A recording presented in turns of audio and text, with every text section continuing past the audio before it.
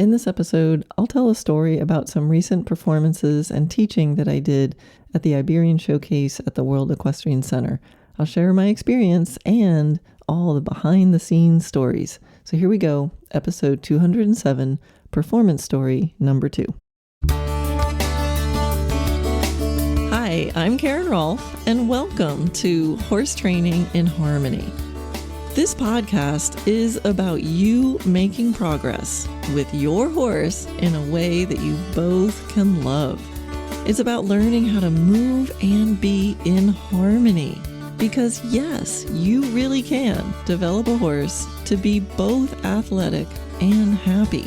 When we show up as our best selves for our horses will show up for us. So let's get started. I titled this episode Performance Story Number 2 because last year when I did the same event, I did a podcast episode about it and I called it Performance Story. So once a year, whether I need it or not, I go out and do this demo and this performance at the same event. Anyway, you can listen to that story in episode 168. So the event this year was called the Iberian Showcase, and it is a huge event. So last year when I did it, it was just one evening performance. It's like 1,200 people and music and lights, and it was all these different performers. It was really, really cool. And so this year, it was even bigger. So it was 2 performances. So there was a performance 2 different evenings, and then there was all this other cool stuff going on, like a working equitation clinic, and morphology classes and dressage shows and all stuff highlighting Iberian horses. So I was really honored to be asked to be a part of it. The organizers, the people running it, were Tina and Bruno from the World Equestrian Games and Institute. And yeah, I just felt super, super honored to be a part of it. But Tina and Bruno are local. They know me and what I do, and they're very appreciative. So I was super, super honored to be a part of it. And so there was 2 evening performances, one on Friday, one on Saturday, and we did those where we did bareback and bridleless rides. And then on Saturday, I did a teaching session about bridleless riding. So that was really, really fun to be able to take some time and actually, explain a little bit about what I'm doing. Now, this year's preparation was a little bit different than last year because this year, earlier in the season, Natia had a slight injury to a tendon.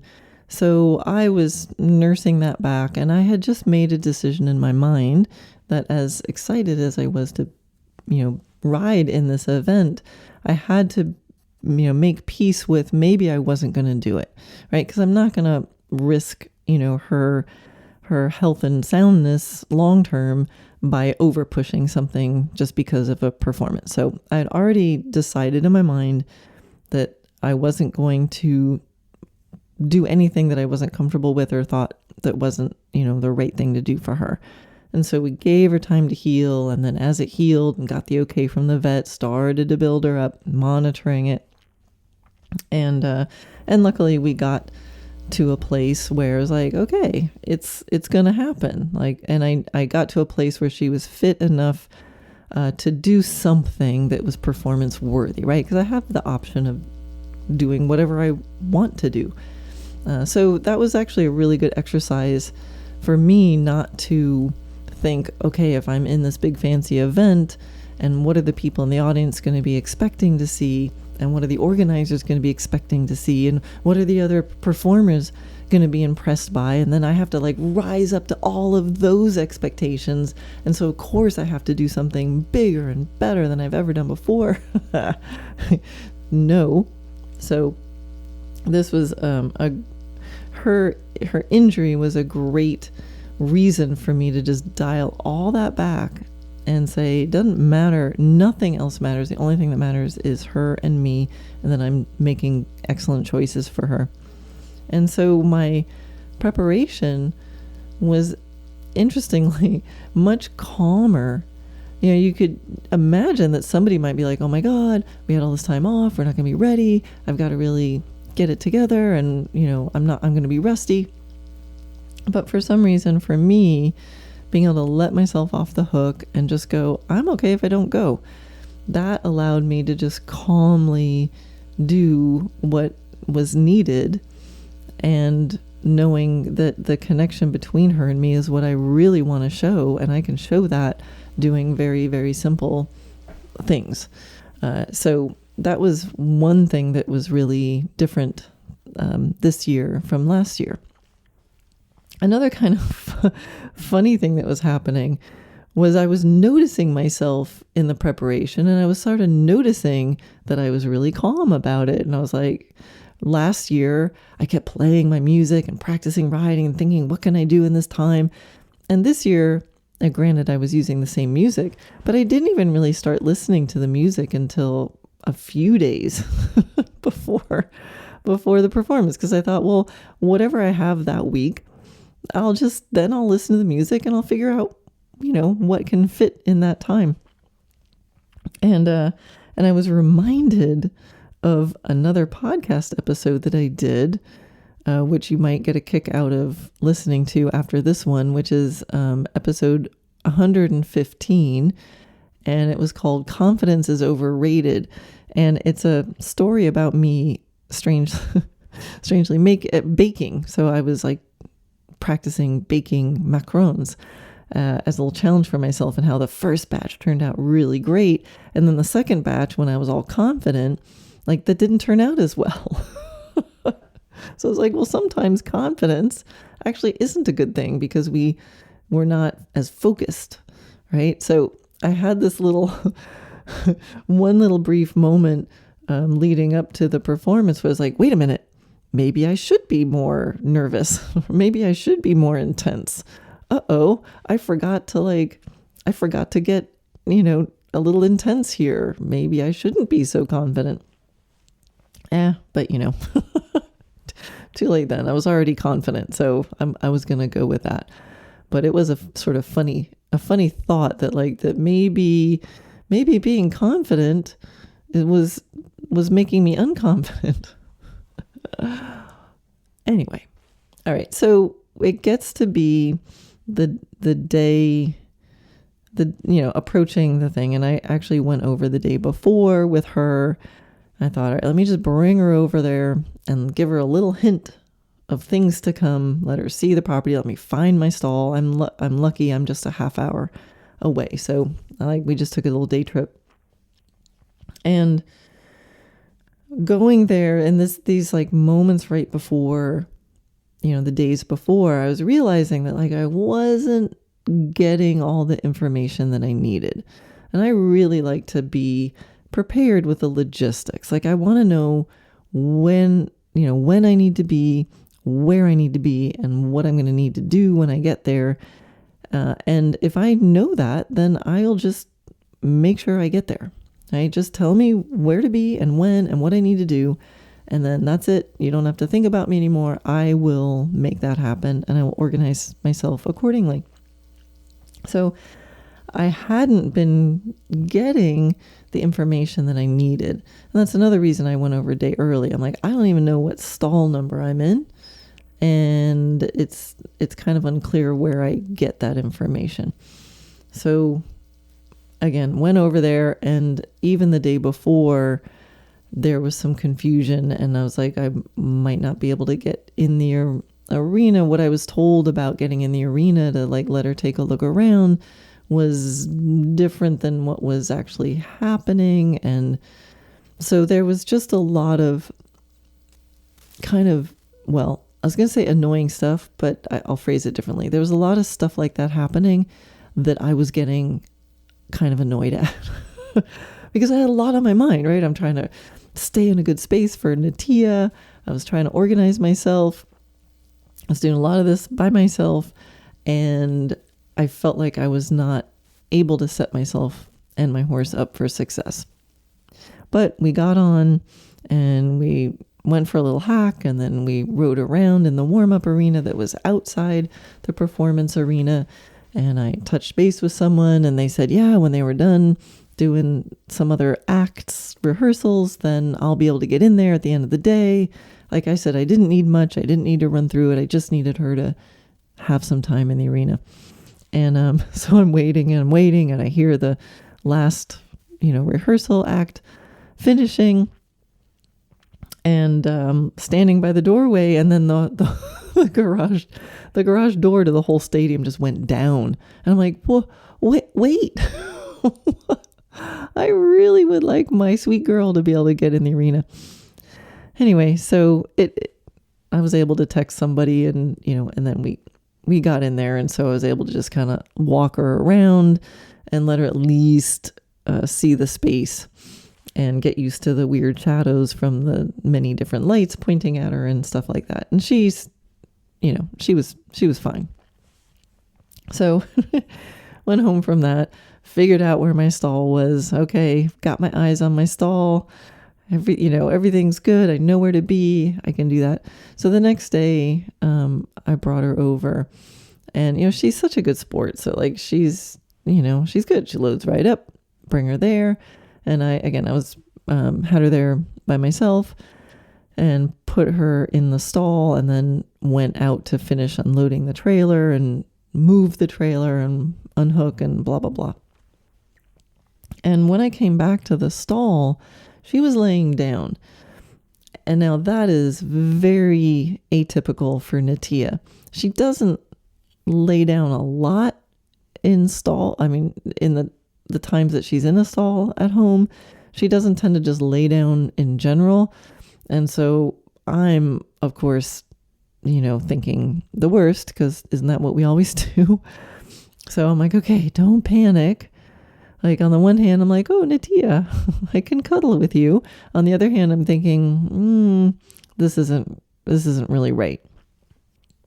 So I opened the door and went in, and she just was kind of glazed over. Like, she wasn't looking at me. She was laying there, but she was really, really internal. And even like Natia can be a little bit, I don't know, a little bit aloof that way, like a little like, no, I'm fine. But she was like really behind her eyes. So I thought, all right, do I just cuddle with her or do I get her up? And I thought, well, she's not happy here. So let me get her out of here. So I asked her to get up, and then I just brought her out of the barn. And, at the World Equestrian Center, it's amazing. It's modern, but you're like in this big, huge industrial building. And then you go out of the building, and now you're in a parking lot. So you got to go across a parking lot. And then if you get really creative, you might be able to find some grass to walk on. And actually, we were lucky that the barn that we were in was kind of on the northern western edge of the property, so next to it was like fields. And so I got her out of the barn, across the darn parking lot, and out into the field. And as soon as she got out into the field, she just started walking. I think she was like, I'm just gonna walk home. Like, I'm not into the city life. So we just stayed out there for a long time and let her we found some Spanish needles she could eat, and some nicer grass to nibble on, and just really to go for a walk. So my commitment to her was, she needs to just be okay. It's not about, put her back in the stall and let her get used to it. Like, she knows stalls. Like, she doesn't have to get used to a stall. She just needs to be okay. And I was going to do whatever it took for her to be okay. So walking, moving massage, and getting as far away from the environment, the city factory environment of the World Equestrian Center. So she could start to relax. And so I did that for a little while, and then I thought, all right, she was walking a bit better and opening up and starting to breathe a little more. And so I thought, well, let me just bring her over towards where the arena is and let her hang out in the warm-up arena and just hang out there for a bit. Oh, I forgot to tell you one piece. When I brought her the day before, and I was schooling a little bit in the warm-up arena, I forgot to tell you, like, there was some other stuff going on. So I think it looked like kind of anybody could use that arena space, but there was somebody in there like lunging this horse, and it really wasn't lunging, it was more like chasing, and the horse was really not happy and kept turning and facing, and whenever it turned and faced, they would, like, there's two of them in there in the middle of the circle, and then one would hold on to the rope and the other one would go chase the horse. I mean, it was, not what you want to see. So there was some stress and negativity there. So I thought, all right, let me bring her back into there and let me just hang out, because I saw that there was nobody in that arena at that moment. So I thought, let me just walk her in there and we're just going to hang out or walk around and just see if she can become okay, and give her enough time to process, to go in and think and then come back out, go through the whole bell curve. So I brought her in there and she was very reluctant to go in. And again, just standing there really looking internal, a little bit glazed over, and I was getting worried, and I was I was more than a little bit grumpy about just some logistical things and other things that I still didn't know when I was supposed to be, where I was supposed to be, and what I was supposed to be doing, and just kind of dumb little confusions that were happening. And so I was sitting there grumpy and now worried, and she was sitting there, feeling what she was feeling, which is making me feel worse. And as I was standing there, then I saw a wave of a friend and someone, oh, Karen. And it was my friend Sylvia. Sylvia, you're probably listening to this. And Sylvia is the person who teaches the yoga for riders course that's part of on my platform. So anyway, so she's over there visiting with her, and her husband and son were there. And so they came over and we started just chatting. And it was Sylvia, it was perfect timing, because it took my attention off of Natia and it let me hang out there for probably longer than I would have just hung out there. I probably would have walked her or done something, but it allowed me just to let her stand there. And I said something about, she doesn't really feel quite right. Not colicking, but just not herself. And so just us sitting there chatting, I think gave Natia a lot of space and a lot of just time to just hang out. So thank you, Sylvia. Your timing was perfect. And then after Sylvia left, I kind of looked back at Natia and I thought, I've been sitting here grumping to myself and out loud, and sort of annoyed and frustrated by some of these logistical things that were just making it, none of them were big deals, but they were just making it harder for me to be organized. And I have to say, like, I let it get to me. I let it put a little black cloud over my head. And I thought in that moment, like, here's Natia, and she's picking up on me. Like, what if she's picking up on me and going, wow, my mom's really annoyed and really upset and really frustrated with stuff. And she's thinking that, like, this isn't good. Like, there's a general not good kind of feeling going on. And I thought, what if that, and because that's not my normal state. I mean, you guys kind of know me. I'm not really a complainer type. So I'm looking back. I think some of the, nerves, some of the, like, hey, I need to really stay focused on what I'm about to do. And I got annoyed that I had other logistical dumb things like pulling my attention out of there. So there was a little bit of stress there, admittedly. But so in that moment, I was able to think, it's this happy athlete training scale, right? What's at the base? Happiness of the horse, happiness of the human. I'm like, it's my job, even in this circumstance, to not be grumpy when with my horse. Like, my role is to not be grumpy. She doesn't need to know, that I'm grumpy, because she doesn't understand, oh, she's grumpy because of this or that. She just knows, oh my God, my mom is upset. Like, my partner is worried. Maybe I should be worried. She's really not happy here. Like, maybe there are bad things that are going to happen. So as soon as I thought of that, I was like, all right, Karen, if you can't stop being grumpy for yourself, you're going to stop being grumpy for Natia. And so I made that mindset shift right then and said, all right, Natia, you are safe. This is going to be awesome. You are safe, and I'll do everything in my power to keep you as happy as you can be while we do this amazing thing together. And so then we went for another walk, and then we went back in the barn, and then, she was fine. So was it from my miracle message to her? It was from everything. It was from everything that I did. It was from how I handled it. So it's always those little choices, and the little choices that add up, those little decisions that you make can make such a big effect. And it might seem like, oh yeah, obvious. Yeah, of course. But there's plenty of horses walking down the aisles that were all tied in their stalls for many, many, many hours of the day because they didn't want, I don't know why, I guess they don't want them to roll and poop or something. But it's the little choices of like, what's more important?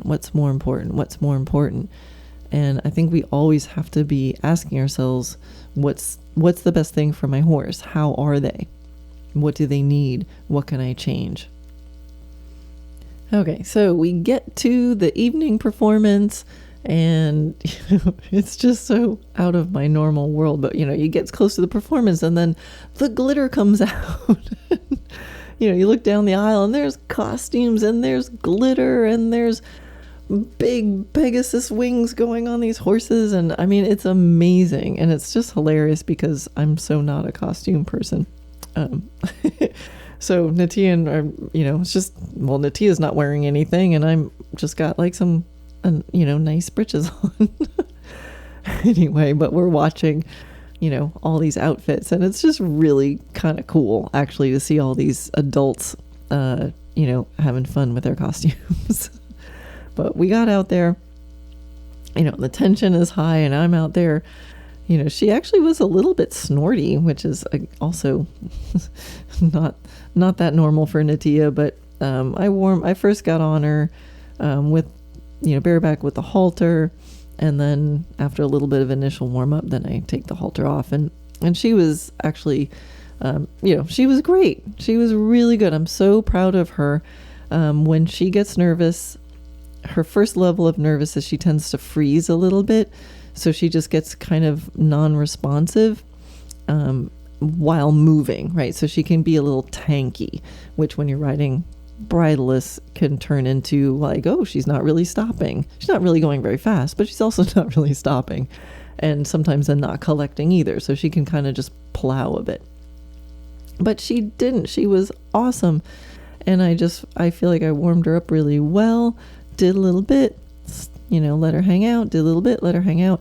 And my goal was to just walk in when it was my turn and the music started, not to because you were outside and then you walk into this other building. So it was kind of an abrupt beginning. I thought, let me just walk in.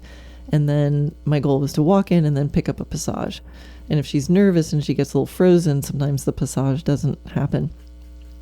But she walked in and then she passaged. So I was like, oh, we got this. Super lovely, doing her thing, some passage, some shoulder in, nice little figure eight, some more passage and some piaffe, and then on to some canter and half pass and pirouette, walk pirouette to canter pirouette stuff. And it's just fun in being in front of a crowd where they respond in the moment. Now, last year I had told you guys that one of the problems I had with her was that when the audience made the sound of "yay, I liked that," Natia would stop and ask for a cookie. So I actually had to practice that ahead of time of going, I'm going to like really use my happy voice and not give you a cookie for a little bit. So I was also very proud of her because the crowd would go, yay, and she would keep going. But I did stop and give her a cookie, and I was so touched because in the moment I stop and give her a cookie in the middle of the routine, like everybody cheered. I was like, oh, my people. Anyway, so she did great. I was super, super happy with her, and she, calmly walked out of the arena and just, it was perfect. So super, super proud. Now, at the end of the performance, I saw on the little schedule of order of go that there was this parade of presenters at the end of the night. So we were towards the end, so we hung around, and sure enough, they would bring everybody in, and we'd take a little, I don't know, for me a parade is something that you like line up and you walk. And not all the presenters were there, but those of us that were, we got told to go in, and so it's my turn to go in, and I'm like, oh, they're galloping or cantering. So I thought for a minute, I'm like, I'm still bareback and bridleless, mind you. I thought, well, okay. So we went in, and Natia, I started a canter, and then Natia went back to the trot. She was just kind of like, I think we should probably just trot this. And so she was lovely and went around, and then I looked up and I was like, oh, everybody's lining up in the middle. So I did this little U-turn to get to the line, and about got run over by somebody else who was galloping in. But we managed to get lined up and did the thing. And she stood there beautifully, and then walked out of there. And a bunch of people were like, you went into that bareback and bridleless? I was like, yeah, it worked. It worked out. Anyway, so that was day one. So the next day we had a teaching session in the middle of the day, and that was super fun. So it was a bridleless teaching. So I just had the circle with cones, and I talked really about why you would even want to do bridleless, and how bridleless riding wasn't just for the sake of bridleless riding, but just thinking about whether or not you could ride bridleless will inform your training, right? So I asked the audience a question of like, when you're riding, imagine that your reins broke. What would you be afraid might go wrong? Then whatever that is, like, work on that, and you never have to take the bridle off. Just think about it. And then I demonstrated, just doing the very simple things, bridleless.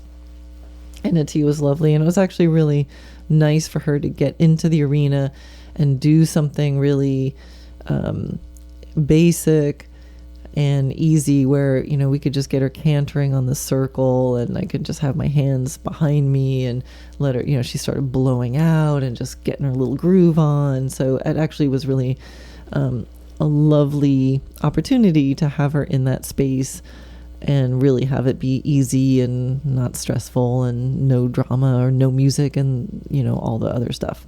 So she realized, like, oh, it's just an arena, it's just dirt, just like everything else. Now, one thing that came up during the Q&A for that teaching thing, which I thought was interesting, because I'm so used to talking to people who have come to see me, right? I'm used to talking to people at a clinic, or, it's an event that I do, because I just don't do that much performing for the general horse public. And so this is something I really wanted to highlight here.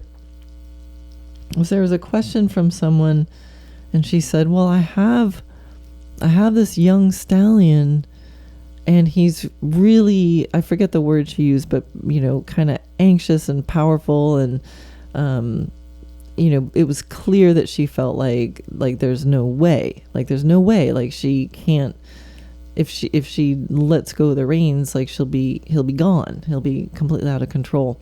And she's like, what do I do with that? And so my answer to her was to to think about the difference between communication and control, right? And that what I was showing here with Natia was really about communication.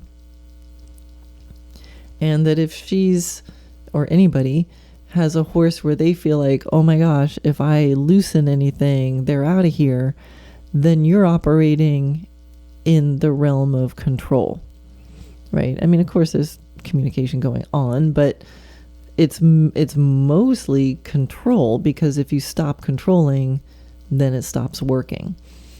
And what I was trying to highlight is, when you're bridleless, you're giving up a lot of control. But when you decide to do that, and you're training to do that, it makes you really get the communication good, right? Because you don't have a lot of control, so you better get the communication really good. But what I was trying to emphasize with everybody, I asked them, like, who here has ever been out of control with a horse wearing a bridle, with wearing 2 bits? And hands went up. So control is really an illusion, because at any time, I don't care what equipment you have on you, if the horse makes a decision to be gone, they will be gone. So if you're operating in a realm of control only, you're kind of in a danger zone. You're in a more dangerous situation, perhaps, than with a bridleless horse who's in communication. Right? So control with a bunch of equipment versus communication with none. And, I think people who are used to working with me or hearing what I have to say or operating in this realm were like, yeah. But it was so interesting to see this person kind of, cocking her head going, like maybe she hadn't thought of it quite like that. And so she was like, well, how do I start? And I said, well, you start by every moment with your horse asking yourself, if the reins broke, what would happen? And then go backwards a step or two. So I said, there's some place, hopefully, there's some place in that horse's life and in the barn or wherever where he's not out of control. And you could have a loose rein. I said, and if there's no place like that, then that's something to look at, because you're never, in communication. I said, but maybe there is, like maybe in the barn, or maybe, there is a place where he could be on a loose rein. And I said, that's where you start. And then you notice the thresholds. And if you go from the barn out to the arena and then all of a sudden, whoop, now he's antsy, you got to go back a few steps and go, I just blew past a threshold. What happened? And can I come back? And so this threshold, or the contrast between I'm living in communication versus I'm requiring control, is a really, really, really important distinction. And that you have to really grasp that before we can get on with the training of how to ride bridleless. Because you have to be with a communicative horse who's agreed that with you is a good enough place to kind of hang around. And while we're hanging around, we might as well start learning how to talk to each other and explain things. So anyway, I think that was really good for me to hear those kinds of questions from, like I said, the general horse public who's trying to figure out. So I really, really appreciated her watching with that kind of wondering and asking that question, because it was kind of like a big, big question, and hopefully it gave her and others something to think about. All right, so here we are now, done with that, and we're getting ready for the day 2 evening performance. I took Natia out a lot, out into the fields and the bushes, and spent a lot of time outside with her. She seemed fine in the barn, but not really. Like she really was she really wanted out of the stall. Like every time I opened the door, I had to really watch, because she was kind of ready to push it more open and walk out. So not anxious, fine, eating, drinking, pooping, peeing, not laying down anymore. But I know my girl. So we did spend a lot of time walking around outside in in the whatever grass and dirt and nature that we could find. And so we got to the evening session where I reluctantly agreed. Sandra Billow was there, and she's like, "Can we please put some glitter on Natia?" And you. And I was like, "All right, we can put some glitter on Natia." And then she's like, "Look at all these colors, and we could put roses in her mane." I'm like, "Let's just do glitter, and let's just do like silver colored glitter, like nothing crazy here, just enough for her to sparkle." So so we did that, which was hilarious, but she did look beautiful. So we got out there to the warm-up area, and this second night was a whole other energy. I'm not sure what changed, but it was much more electric. So I don't know if like everybody was more more relaxed, so now they were like going for it, or if the horses were, I don't know what was happening. But we got out there, and well, first of all, she noticed the Zorse that was there, that she did a double take when she passed it on day 1, but on day 2 it was right out there, and she like took one look at it and just snorted and arched her neck and seemed much more interested in the Zorse. So we and right fairly just a couple acts before us was this like Wild West thing where they're like shooting guns and blah blah blah. So there was a lot more, I don't know, there's just everything seemed to be like louder, more commotion, more cut loose, more everything. And including Natia, she was a little more up, a little more like, what is actually going on here? So, which is always fun when you're bareback and bridleless, but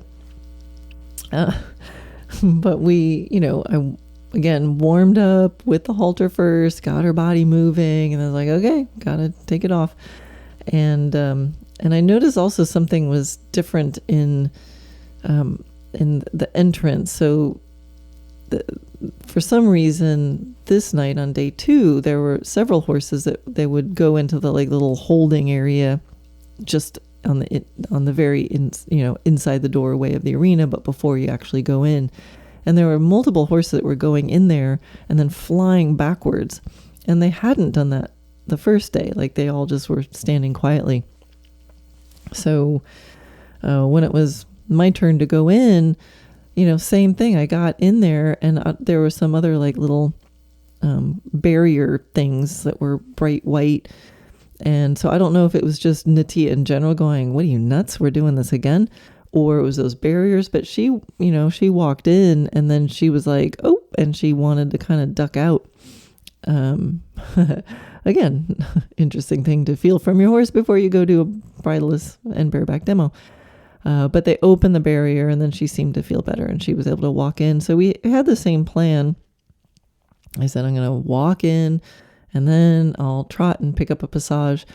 And this time we walked in, picked up the trot, and then the passage wasn't happening. So luckily I can do whatever I want. So I just went, that's okay. And we just trotted and went on with it. But then she found her gear, and we did some quite nice passage and piaffe and passage, and everything else just went really lovely. And it was really, really nice, to be able to get in there again, actually, to do it again 2 nights in a row, because it was really different. And I found myself actually getting kind of emotional during the ride. First of all, it's to my favorite version of my favorite song. So I'm kind of like singing along and just settling in. And I think it helped me just to kind of be like, this is fun. Like, this is kind of cool. I mean, it would be so easy to be all, sort of professional and cool about it. Like, oh, this whole thing, yeah, of course, this is nothing. But it isn't nothing. I've ridden Natia 1,000 times bareback and bridleless, but there was something about having a witness, not out of egotistical pride, but out of a shift in perspective. The pride I felt was less about other people's approval and more about the magic of seeing myself through the eyes of someone who has never done this. I knew this was a story I'll tell when I'm 90, and my heart will swell with emotion when I relive it. So in that moment, I could feel the 7-year-old me up in the stands watching and thinking, that's what I want to do. And I experienced that at the same time that this 59-year-old me is actually doing it. So years from now, what are the moments you're going to tell stories about? Perhaps with emotion or even sadness that they're just memories now. And can you notice and acknowledge those moments as they're happening and feel them now in the most deep and profound and timeless way possible? Those kind of magical moments could be anything that's special to you. It could be the moment your usually aloof horse comes over to you, or the moment you nail your flying changes, or the moment your anxious horse relaxes in your trustworthy presence. So for me, the big experience was to let myself really feel what was happening. And I'm really, I think I did a good job that weekend of feeling for Natia in what she needed in and out of the performance setting, and doing my best for her, and allowing myself to feel and be aware of, the good, bad, and the ugly of what I was feeling, right? To be able to check myself and go, wow, I'm feeling a little bit grumpy, and maybe that's not such a good thing for my horse. And if we're going to feel those things, then I think we can allow ourselves to feel the good stuff, to get excited about stuff, where it's so easy to be hard on yourselves. Well, I'll speak for myself. It's easy to be hard on myself. But, at the end of the day, to kind of zoom out and go, of all the things humans can do on this earth, I get to be the one that's riding around on this beautiful horse in this amazing situation, bareback and bridleless, with this kind of communication and having people witness it. And it was really, really cool to be present enough to let myself feel how freaking cool that is while I'm doing it.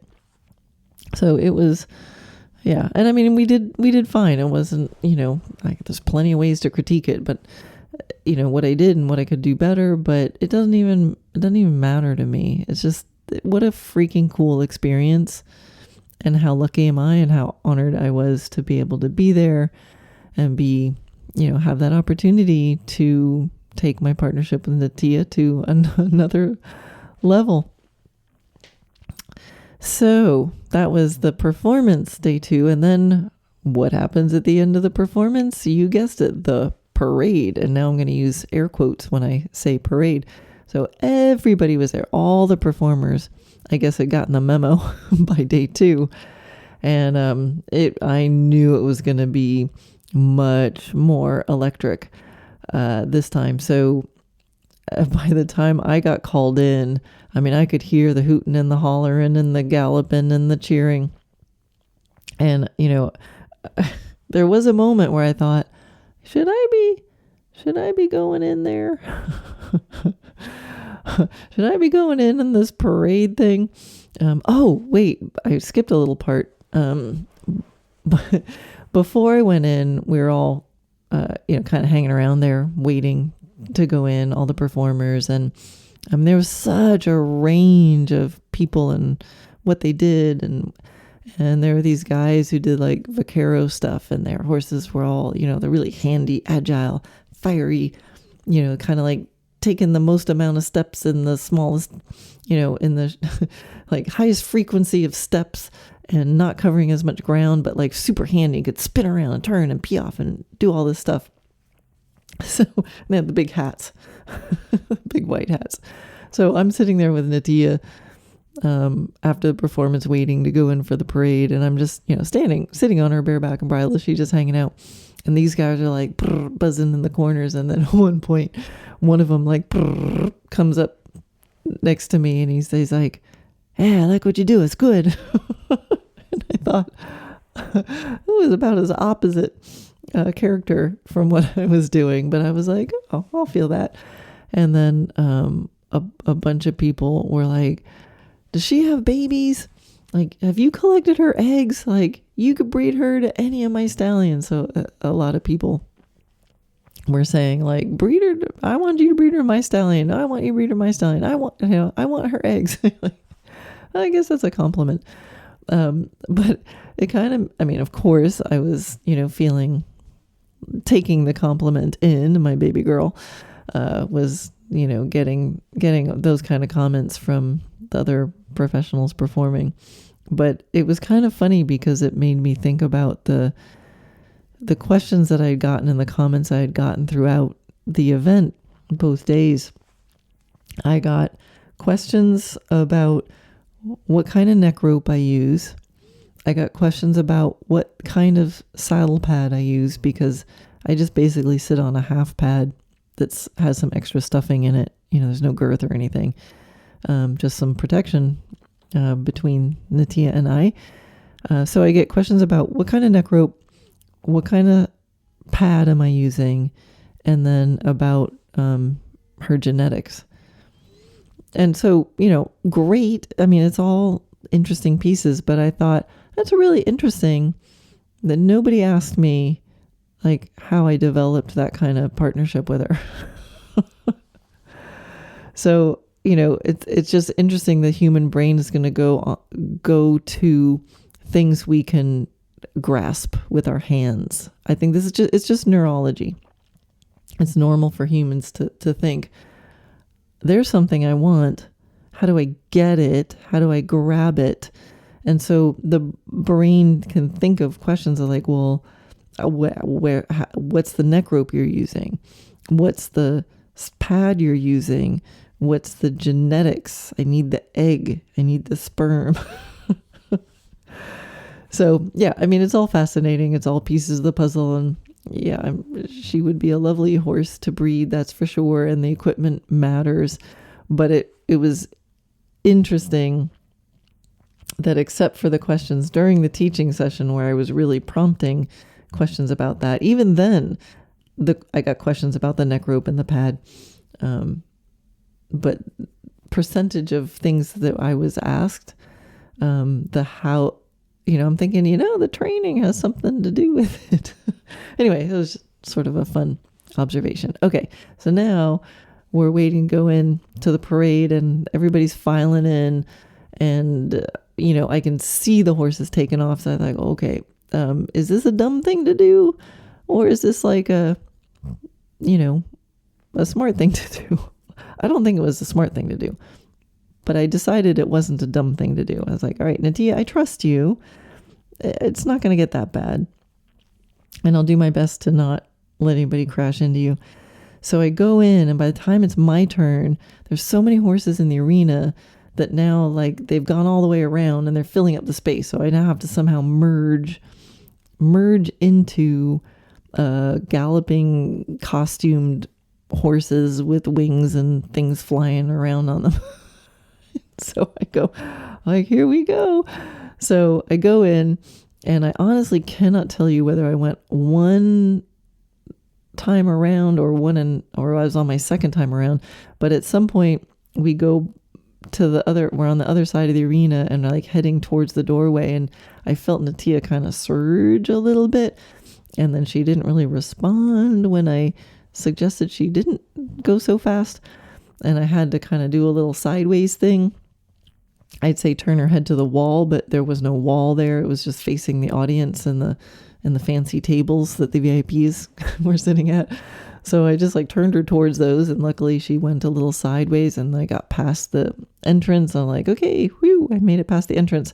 And then some other surging of horses was happening, and she like broke into I was trotting at this point, and then she like picked up a canter and started accelerating. I'm like, okay. So I managed to make a little circle, but I had to kind of do the like wave the stick out in the air and get her to turn, because she wasn't really listening to the neck rope or my body. So I had to make a couple circles. And then she came back, and I see everybody's lining up. So yay, everybody's lining up. And I was like, okay, let me go get my place, and I'm going to scoot over to the end so I'm closest to the door and I'm not crowded in between anybody. So I'm scooting over. I thought that was a good plan. So I'm, kind of trotting over and going a little sideways to kind of keep her from surging out the door. And I'm pulling up to the line, and right as I'm going behind the last two horses in the line trying to find my spot, and then this other act comes in where this woman is wearing this huge long red dress that like goes from her off the end of the horse and is like trailing in the dirt. And that was okay with Natia, but it was not okay with the last two horses that were in the line.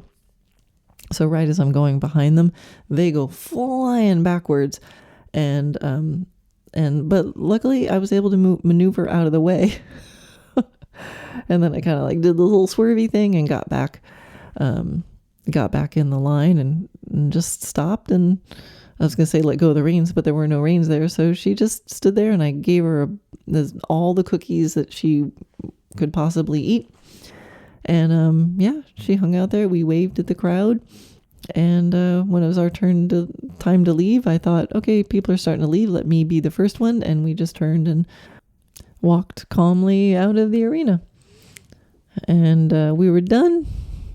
And I took the braids out, brushed the glitter off, pulled the trailer around, and took my baby home.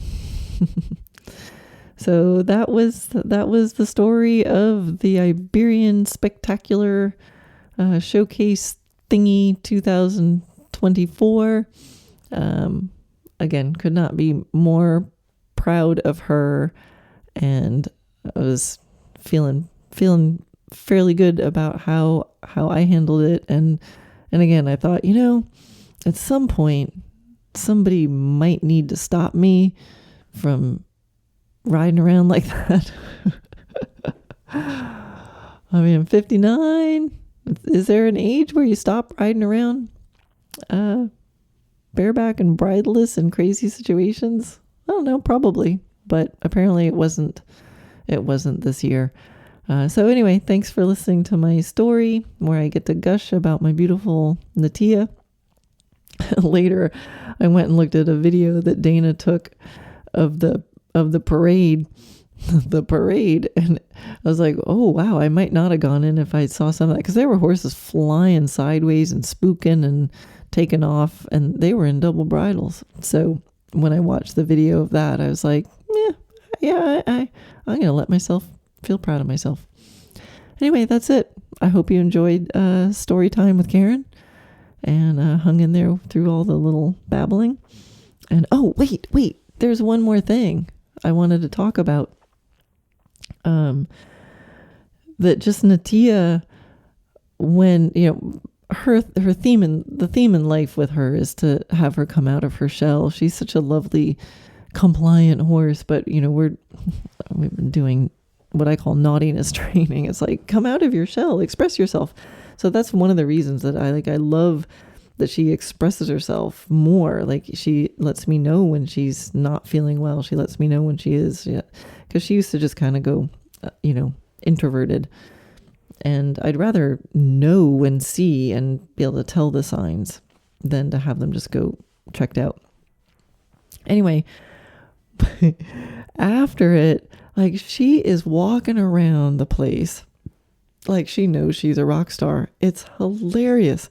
Like, we've noticed a difference in her boldness with the other horses. She's laying down a lot more, like out in the, like, rolling and stuff near the other horses.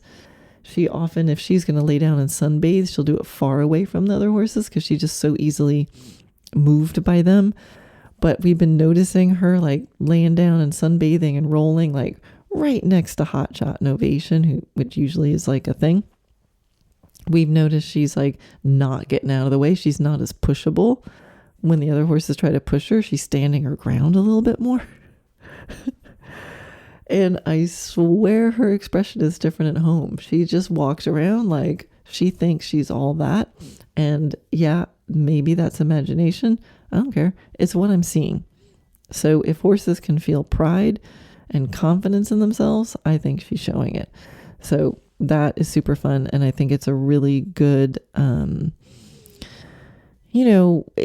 you're doing partnership-based training, it's easy to think of like, oh, don't push them. Don't ever like have them do anything that might upset them.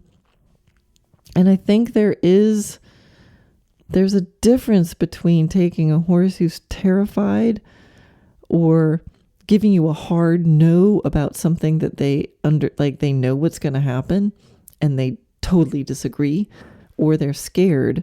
So there's that category, which, should warrant a backing off. And then there's the like, I'm not quite okay with this, but I'm still in communication with you. And clearly Natia was in communication with me, or I would have been out of control. So again, it's that communication control edge that, that if they're there with you, I think it's okay for them to go, this is a bit much, or this is kind of on the edge, but I'm still here with you and we can make a choice to do it consciously. And then, how do we know if it was okay or not? We pay attention to what happens afterwards. What happens the next day? And that's where, for me, Natia is just like, she's got rock star energy. And she's been lovely to ride, since then. And so that just makes me feel like, yep, checking all the boxes. And in all, I think it was a positive growth experience for both of us. Okay, I can't believe I almost forgot that. But now I'm really going to end this episode. So that's it. I'll see you next time.